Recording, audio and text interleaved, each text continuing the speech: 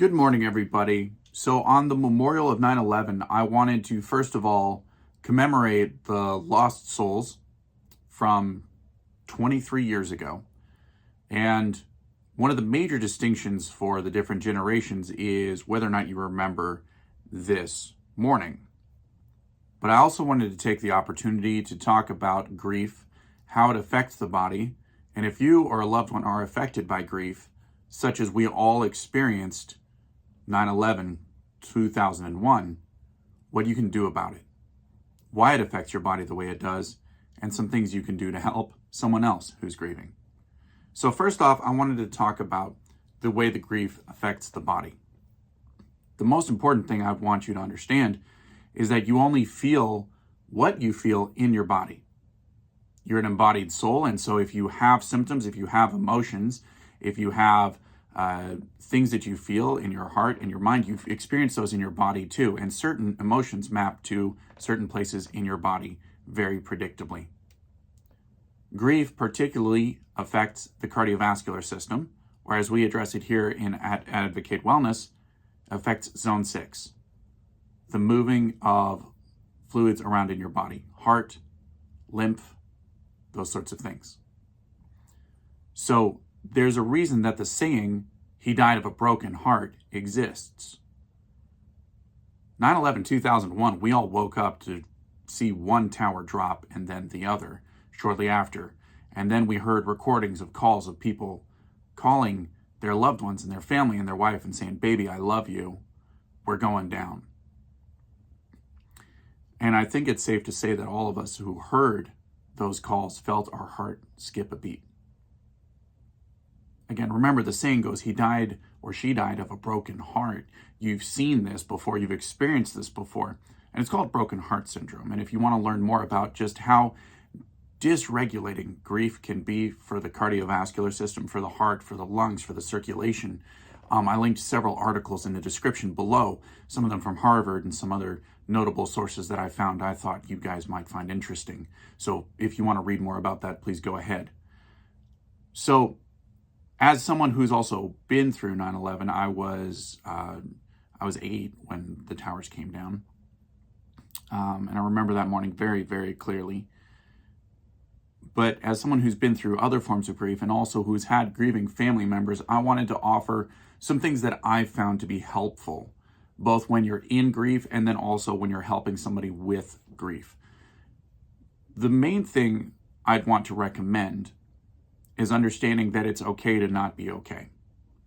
And that's hard to accept at sometimes because it's so difficult, especially in this get it now culture that we have, to be satisfied with being sad or being in a state of grief.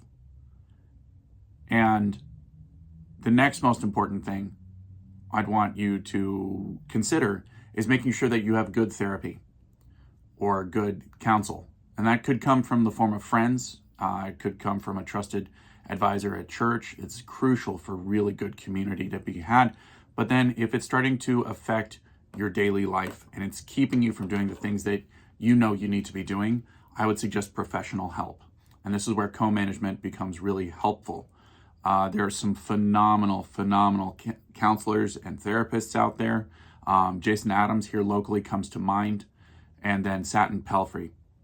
I'll link their information in down below. And so if you're interested in working with someone, you don't have someone you know, those are colleagues of mine here locally in Keller that I know that I would trust and I would go to if I was experiencing a major grief event. Third, I would make sure that you keep up with your electrolytes and your water intake. You might be wondering why I would be talking about hydration when it comes to grief, but your brain is trying to process things. And your brain is made up of a lot of nerves, which are basically wires. And those nerves maintain their electricity and it allows them to work. The thing that allows them to work are electrolytes, sodium and potassium primarily, that allow them to regulate. You also need others like magnesium and calcium and other minerals. So making sure that you get enough salt and that you get enough water. And those things are easy to forget, especially when you're in a state of grief, because You become a little numb to the world. You take care of yourself a little bit less. And so that can be tricky. So plenty of rest, water, electrolytes, community, counsel. And this is something specific for people grieving and something specific for people who have a family member or have a loved one or a friend who is grieving. The worst thing I believe you can tell someone who's grieving is call me if you need anything. I don't know of another way to make someone feel so cared for and so alone at the exact same time. It just adds to the feeling of conflict that they're experiencing. And that's really rough for the grieving person. Because call me if you need anything literally means if I need my back scratched at 2 a.m., I can call you, right? But that's not what it means. When we tell a grieving person, call me if you need anything, we have a specific set of ideas in mind. Call me if you need me to order you pizza. Call me if you just don't feel like driving and you need an Uber. Call me if you just need someone to sit with you. Call me if you need someone to go to coffee with. That's what we have in mind, but we say, call me if you need anything. And we don't really mean anything. And the grieving person knows that we don't mean call me if you need anything. And they feel bad for intruding on us. And so as we're looking at the wellness of ourselves, as we're looking at the wellness of our community and helping support each other through times of grief, it's important to offer or ask for specific things. So if you're grieving, one of the main things that falls by the wayside is self-care. That's why I talked about hydration earlier, but cooking, for whatever reason, becomes difficult. A lot of people lose their appetite when they're in a state of grief. So one of the kindest things I believe you can do for someone who's grieving is to fix them some food. And you almost don't even need to ask. They're having more to process. Their nervous system is dealing with so much more. A great kindness that I've experienced was a friend came up to me and said, "Hey, I'm so sorry for your loss. Can I bring you dinner on Tuesday? Are there any food sensitivities that your family has? Dairy, gluten, some of the common ones." Thankfully, no. I just said, no, we're good on those. Dinner on Tuesday would be lovely. Thank you so much. So that's one thing there. Be specific in your requests. Be specific in your offers. And don't be afraid to ask for help. We all need it.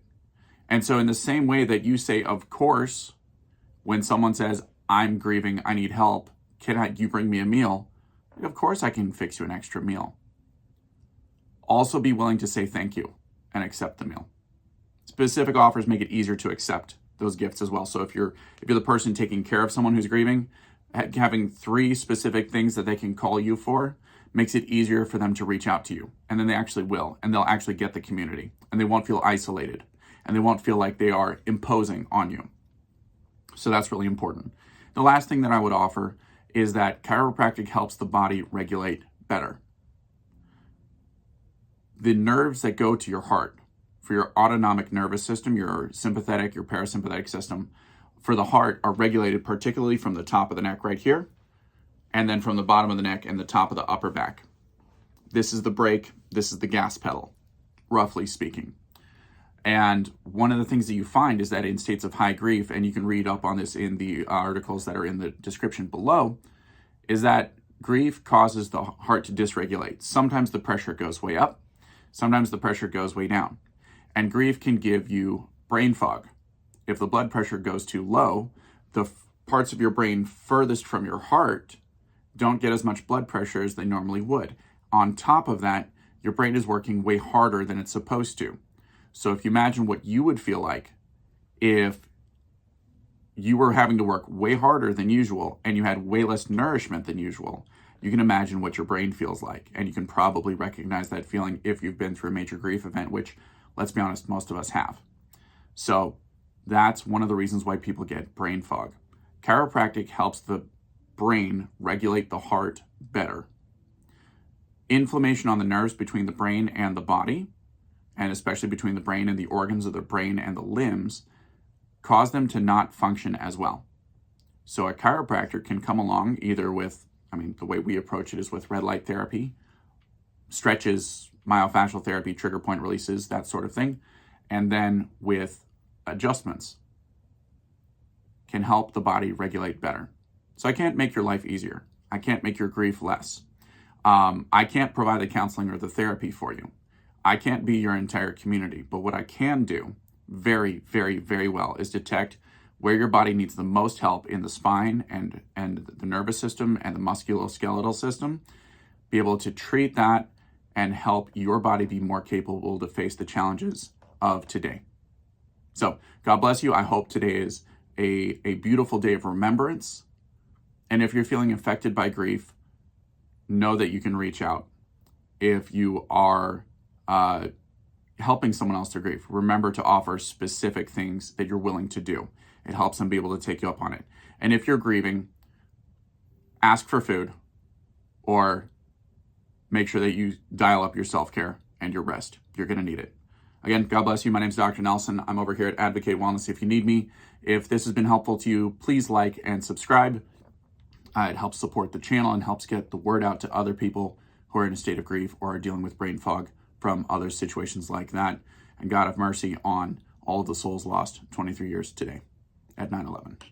Thank you.